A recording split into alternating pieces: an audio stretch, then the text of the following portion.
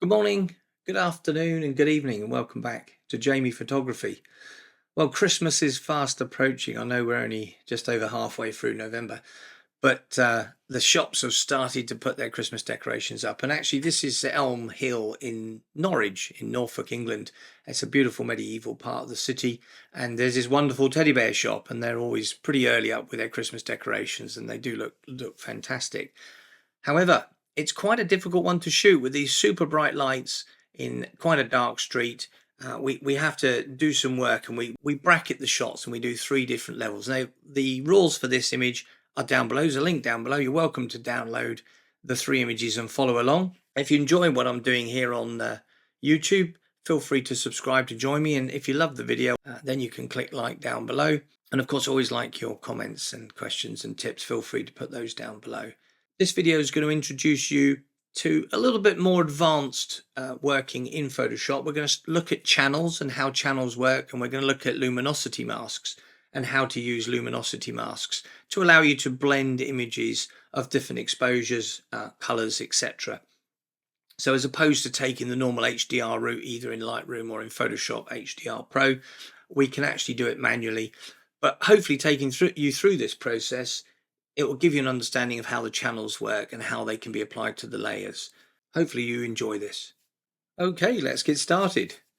So once you've got your three raw files loaded into Lightroom in the library module, we're going to click on develop, and we're going to go into develop these three images. Now, as you can see, they've been shot at three different exposure levels. No adjustments have been made at the moment. They are just in raw.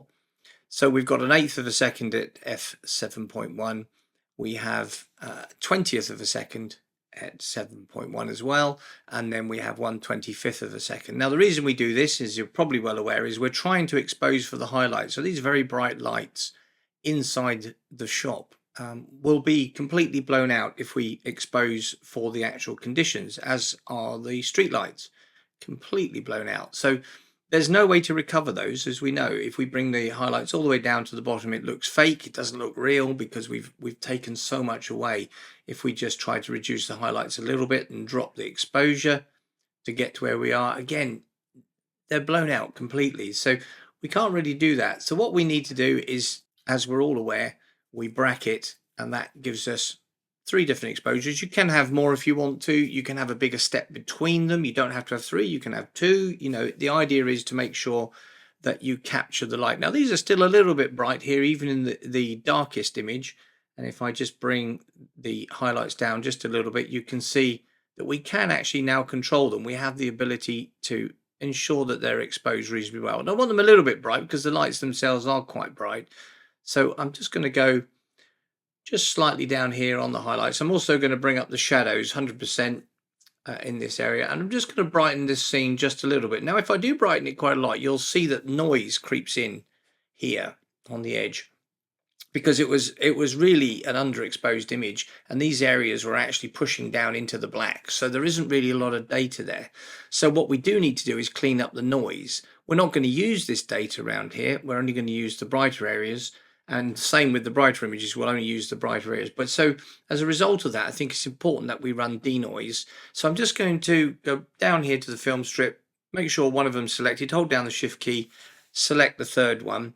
Just going to go down to denoise, and I'm just going to switch on denoise. Now it's going to run the algorithm. Now, if you've got all three highlighted, it will automatically do the first one, then follow up with the second and the third one. Same if you've got 7 or 10, it will do the same thing. And as you can see, it's moving through quite quickly to do the denoises for all three. Now watch this particular image. It will correct this image once we get to the end. You'll see the updated version. There we go. And you can see the denoise algorithm, very, very clever indeed. Let me just get rid of this top section up here. So very clever. It's got rid of most of that noise. So when we've got all three highlighted, we are able to make changes to any one of these. We can just go up and make changes, and it will in fact apply them to all three. But just be a little bit careful, because if we brighten the exposure on the darkest one, of course it will also change it on the brightest one. So best thing to do at the moment is let's just make our selections for each one. So if you want to deselect, just click away on the film strip and then come back in, and then you can make your changes here. So I'm just going to put the exposure back to 0 on the brightest one, bring down the highlights just a little bit, not too much, and keep those shadows open a little bit there. And then the middle one, I'm going to do the same thing. So not too bright, and bring down those highlights just a little bit so we can see the lights in there. Open up the shadows, and I think that works. I'm just going to drop off the temp just a little bit, so just a little bit more blue. I'm going to do the same with the brightest one here as well, just a little bit more blue in the shot, very much blue arrows you can see from the sky. What you'll notice is if I click through these, if you look at the window here, and as I move through to the next one, you'll see that the window changes, and that's because I didn't use a tripod, I just handheld. And the reason was is this actually doesn't look like it was quite a busy little road here, and by the time you've set up and taken 3 shots, there's another car wanting to come through. So I thought I'd just shoot the 3 shots. I know I can correct in post and do the auto align, bring them together. So as you can see, 1, 2, 3, they're quite different, even though I shot them relatively close together. So I'm going to show you how to align those. I'm going to show you how we're going to do this. Now, I've made these minor corrections to each of these particular images. I'm quite happy where we are. I think that one might be just a little bit too dark, so I'm just going to bring that one up just a little bit. So I've got the 3 images highlighted, as you can see here. I'm now going to send them over into Photoshop so we can do some work there. So I'm going to right click on any one of them. I'm going to go up to editing, and then I'm going to go down the bottom and I'm going to open as layers in Photoshop. Okay, that's important. So let's click on that, and then we'll go over into Photoshop here. And as you can see, it's now loading those layers on the right, and it's just about to be done now. So it's put them in the same order that they came over from Lightroom. So 44, 45, 46. So the darkest is at the top, brightest is at the bottom, and you need it that way around. So if you've got them in a different order, just grab one of the layers and move it to a different position if you want to make sure that the brightest one is on the bottom. Now that we've got them in the right order, we're going to go through and create luminosity masks for each one. Now, how we do that is we use channels. Okay, so if I click on channels here, you'll see that you've got RGB, red, green, and blue, and then you've got the separate channels for red, green, and blue. These are highlighted here, and I'll show you what they do. So on this particular layer that we've got here, in fact, let me go back. Let's pick the brightest layer, turn the top 2 layers off, and so we're only looking at the bottom layer. Yeah, we will go to channels, and what we can do is we can turn off any one of the colors, and so it will switch that color channel out. And as we know, with modern RGB color rendition within Lightroom, Photoshop, and most of the post-processing and software that we use these days, is basically made up of the blending of 3 colors, red, green, and blue. So if I turn off the red, then we've only got green and blue. Okay, so you can see that there's green and blue in there, and if we turn off the green, then we've only got the blue. But now, because we're in only one color, it switches to a grayscale.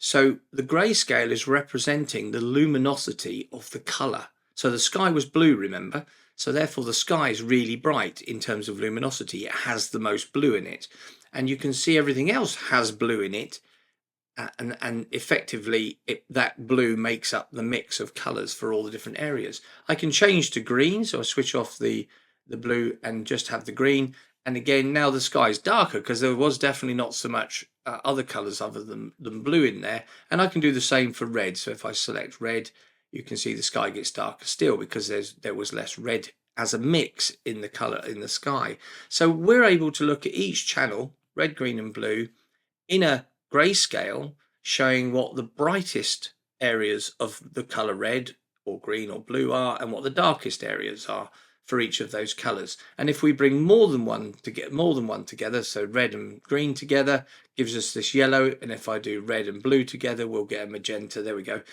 So you can see that that's how we mix the colors if we switch them off. However, at the top we have all of them RGB, okay, which is what we want to deal with because we want all the colors in on this shot, but we want the luminosity masks from each of the 3 colors blended. So what we do is we hold down the control key on Windows or the command key on Mac, and then we click on RGB. And what that's done is it's put the mask on the screen here. Now we go back to layers, so we click on layers. Now before we apply any mask to this area, we do need to make sure that these three images are lined up. And as you know, there's a difference from one to the other. So let's just align those. So I'll select all three there. I'll go up to edit. I'll go to auto align layers. Leave it on auto. Auto works very, very well. Click OK. And that will apply the alignment. So if I now bring up the additional layers, you can see they're all aligned. Now we're ready to apply this first mask that we created with the RGB channels. So we're going to go to the middle brightness one here, one up from the bottom, which is the one we used. We're going to add a layer mask. So I'm going to click on that. Now that layer mask now represents the luminosity mask from the lower layer that was taken from the channels, as you can see. So if I now switch that on, you can see that the sky, if you look, the sky, which we shot here, and the windows will change, right? But the street won't change because it's darker. So we're only affecting the lighter areas of the RGB colors. So if I click that on, you can see it's now taken the middle one and applied it to the lighter areas, but not to the darker areas. So it's a type of bracketing and blending, but it's a little bit more accurate because we can actually use brushes within the layer masks and alter things ourselves if we want to. Now, if I do the same thing again, if I select on the middle image here on the actual photograph there, go to channels, press the Command or Control key and select RGB, we've now got another luminosity mask. So we go back to layers, go to the top image and apply another layer mask, which will now be the luminosity mask for that darker area. And if I switch that one on, what you can see is we've now got a full HDR blend. Now, in fact, it goes a little bit too far. It's starting to look a little bit unrealistic. So what we can do is think, well, could we just partially apply the top layer if we wanted to? So in this case, I'm probably going to say, no, I don't really need that third layer. We only really need the two layers that we've got there. I think that works quite well. I want the brightness of those lights in the shop. I want to see that. So I'm actually just going to remove that layer. Don't need it. So I'm going to right click. I'm just going to go up to delete layer and it's going to say, yeah, I don't want this layer. And I'll take that out. So we're just going to work with the two layers. Now, you might say, well, you wasted your time with three, but it's always worthwhile gathering more information, gathering more data than you possibly need, because you might find that you want that extra information. In this case, we don't need it. So I've got the luminosity mask applied. I've got that brighter and darker areas you can see there. Now you can make adjustments to each layer individually. I could add an adjustments layer. So with that one selected, I'll go down here to adjustments. I'll click on that, and let's say we will deal with levels, for example. So I'll apply that above. So we now have levels here. So I can go into the levels area here and I can bring this down to make it brighter, or I can bring the bottom up to make it darker. And you can see how that's applying it to not to the shop, but to the street area. So if I wanted to make the street brighter, I can do that by doing so. So that's how we can make changes to the darker areas. If we want to make changes directly to the image itself, we can click on there. We can go up to image, go to adjustments here, and we can also say, well, we want to look at perhaps shadows and highlights. We can select those and then we can make changes here. We can bring down the highlights and we can open or close the shadows as we see necessary. So I'm just going to take a little bit out of the highlights there and I'm going to click OK. So we've made the adjustments that we want. So this now gives us the final image that we can use to do the final process. I like to bring everything together onto one layer just to keep the file size small enough. So I've selected all three layers. I'm just going to say merge visible, and we've now got ourselves the image that we want to use. Now let's go to crop. Let's crop this image. Just bring this in. I'm just going to come up to the edge of the window here. As you can see on this side, I'm not really interested in this drain pipe and the like. I'm just going to bring the top down. Now this window, you see this edge of this window, I don't really want to see that. That's a little bit distracting. So let's bring that underneath there, but we'll keep the roof line in the shot. Now, this door here with all these sort of bars, it's a shame. If that was more of a sort of natural door, I would probably keep that. So I might choose to just take the building out of the shot there and just have the street rolling down. Now, you have to be careful that you don't catch the edge of a bit of curb like this, because this can be distracting as well. And of course, obviously, the edge of the building above. You could always remove that. It's not a big issue. But I'm just going to bring it just inside there. And I'm going to bring the bottom up so that we effectively have the corner running with the curb line. Okay, so let's just bring that down here. Let's grab the edge of the crop box there. I'm just going to put that in the corner. So we've got this line running right into this corner. It looks really, really good. Hit return, and that's our new cropped position. So it's almost a one-to-one. Yeah, and we can check that when we go back into Lightroom, and we can look at what sort of ratio we want to use. So I'm happy with that. Well, we need to remove the car. We need to remove the person. Let's do that in Photoshop, because Photoshop's very good at these things. So I'm going to go to the Remove tool, and then we're going to make our brush a little bit larger using the square brackets to the left of the return key. And then we're just going to zoom in down here. So I'm just going to zoom in, hold down the space bar to move it over. And we're just going to look at this person, take him out first. It's like being an assassin, isn't it? There we go. Hit the check mark. If yours automatically removes as soon as you let go, that's because you've got the remove after each stroke checked. I can turn that on and show you. So we'll take out the cars, especially the one with the bright lights. We'll deal with the red on the road in a second. So we're just going to go around there, and then it will automatically remove them because that check mark was turned on. Now, it's not done a particularly good job down there because of the light and everything else. So let's undo that with Control or Command Z, and then let's use generative fill to remove it. So going to go to the lasso tool, and we're going to just draw around, keep that window in the shot, just draw around the car, and this time I'm going to remove the red just to see, and we'll come back up there. So we've now got a selection. Now you can just click remove and see what happens, or you can click generative fill and see what it puts in its place. So I'm going to try remove first, and we'll work on that. Now this does use tokens, so you use one token for each time you use it, and it's done a great job. Look at that, remove, pretty good to be fair. You don't get 3 options. If you use generative fill, you do get 3 options. I'm happy with that selection there. So we're just going to bring those 2 layers together, flatten the image. That's fine. So anything else we need to do here in this shot until we go back to Lightroom? So I think probably just going to take this drain out the middle of the road here. A little bit distracting, so we'll just use the remove tool for that. Remove tool is normally quite good at dealing with areas like road and tarmac. So just go around the circumference. So that's gone. So that looks okay. So we're back in this shot. We're ready to go back into Lightroom to complete this. So I'm just going to go up to File. I'm going to go to Close because I don't want it in Photoshop anymore. I'm going to click Save, and then we'll go back into Lightroom. So there's the adjusted image. So the first thing we're going to do is just have a look at that crop situation. So go into the crop tool. Make sure that you've got your padlock lock. That just keeps this the same shape, or change shape to whichever you want. So I'm going to go to a 1-to-1. So that works okay. Can I move that over to the edge there and keep that window in? We can, but that window needs to be straight. So just before we do the crop, press escape. I'm just going to go down and make sure that we've got our transform lined up. And I'm going to go to guided straight away.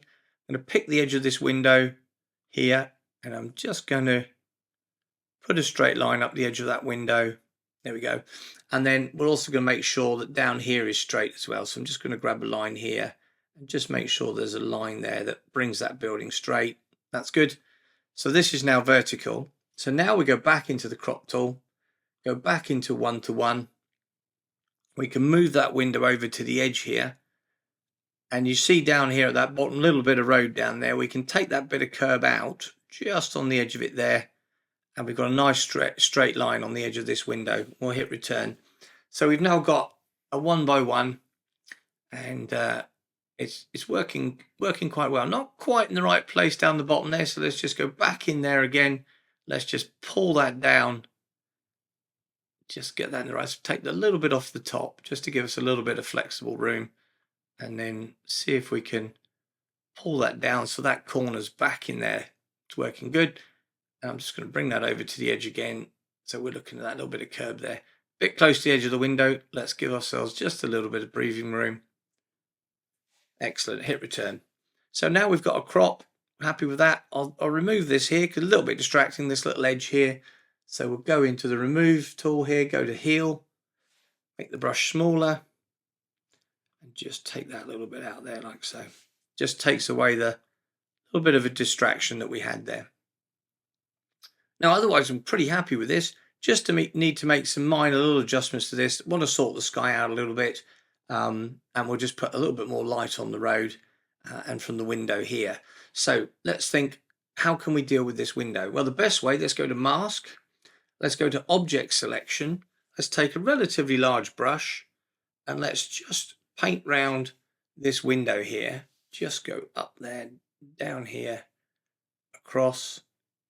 So effectively we've got the window. I'm just going to fill that in. There we go. So Object Selection, it will now select the window for us. There we go. We don't want this bit down here or this bit, so we can subtract from that mask. So if you go into that mask, click Subtract, go to Brush.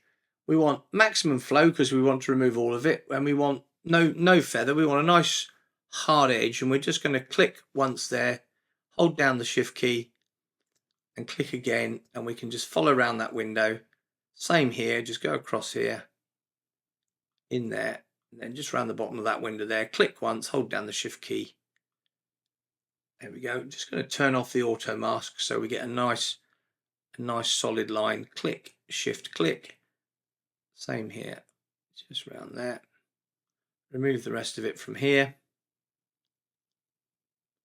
We don't need to do anything along the top. It's actually pretty good. Probably just do a little bit in there.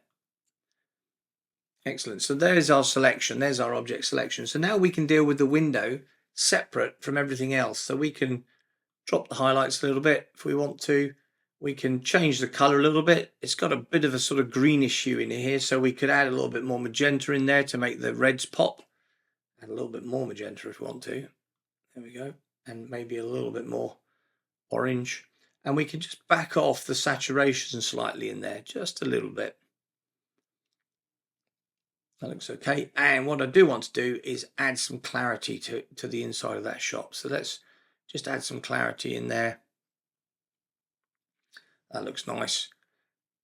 Bit much on the highlights. Just bring the highlights up a little bit more. And I think not quite so low on the saturation. There we go. That's looking good. And I think let's just add a little bit of contrast into that room. So those colours are really popping, got that sort of Christmassy colour. It looks very nice. The sky, very blue, as are the windows. So we can either select the sky and deal with that, but because everything is blue up there, it could be useful to create a new mask, go to linear gradient and pull a linear gradient in from the edge of the screen, but pull the back of the linear gradient forward so that this is all 100% correction, then 100 down to 0. That's what this line does in terms of the gradient. So what we could now do is think, right, well, let's take the blue out. Let's reduce the blue in these areas. So we can do that by increasing the temp.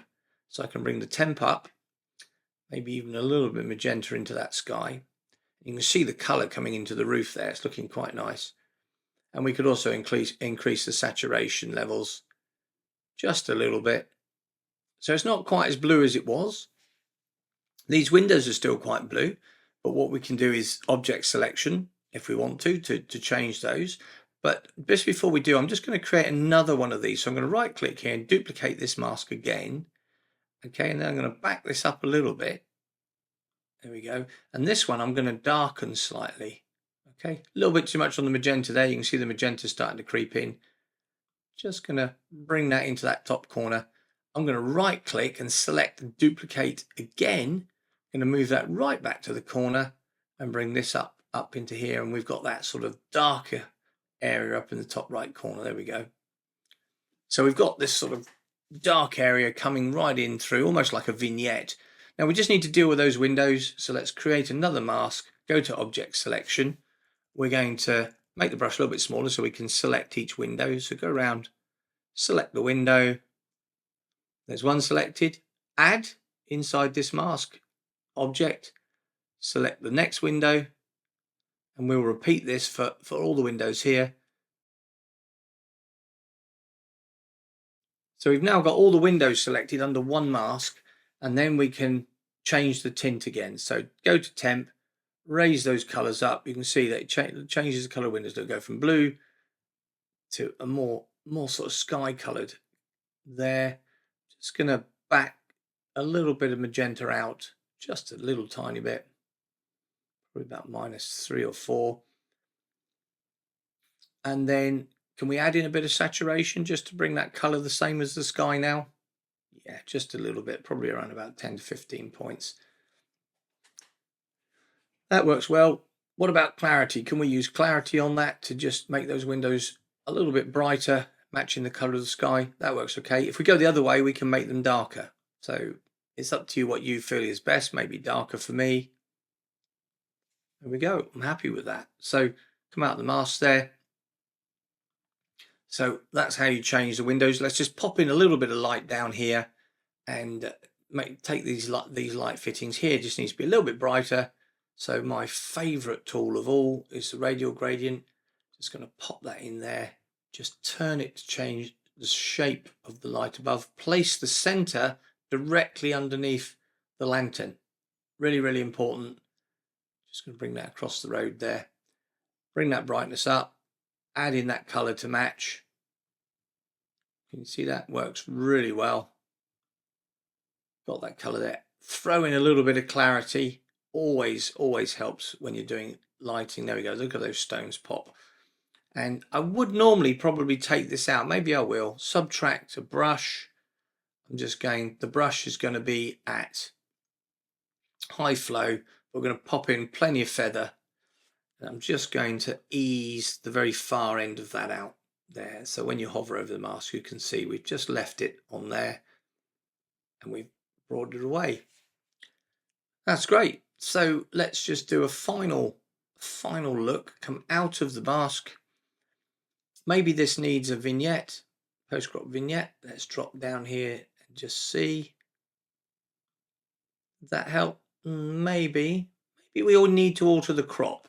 Let's go back to crop, unlock the padlock, and perhaps bring the top down. Take some of that sky out and just go with this top area here. Maybe use the edge of this window as a sort of marker to go to. Let's try that. That's not too bad. Difficult to know, isn't it? You have to play around with it. The good thing is it's non-destructive. I can bring the bottom up to the edge here rather than to the curb and hit return again. And that works quite well. Yeah, maybe I'm going to go with that. Let's go back down to the post-crop vignette. Let's try and apply one of those, say about -30. Remember to bring your feather over.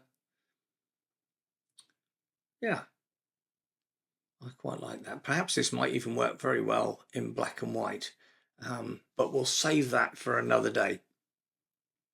So that's how we use channels and how we use luminosity masks. Hope that was useful, and hope it gives you an idea of how those things work. You can look at individual colors as well. You can do one color at a time and take a mask from that and apply it just in the reds or the greens or the blues or combinations. There's a lot you can do. For example, these lights are very yellow because of the lamp that's inside them, but we could actually go in and just look at the luminosity related to that particular color. You know, it's very clever what you can do. So I hope you enjoyed that. If you did, please click like. If you've got any comments or questions or tips, feel free to put them down below. I always do my best to answer them all. And if you haven't already subscribed, please join me here on YouTube. Still having a good time. But for now, I'm going to say bye-bye.